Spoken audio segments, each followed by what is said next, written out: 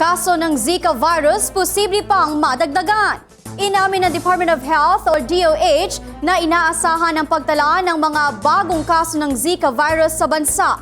Ito'y dahil kahit saang bahagi ng Pilipinas ay may mga lamok na carrier ng nabanggit na virus, gayon din ng dengue at chikungunya. Sinabi niya DOH spokesman na Dr. Eric Tayag na maaaring masundan pa ang mga panibagong kaso ng Zika habang nasa panahon ng tagulan. Narito ang kanyang paliwanag.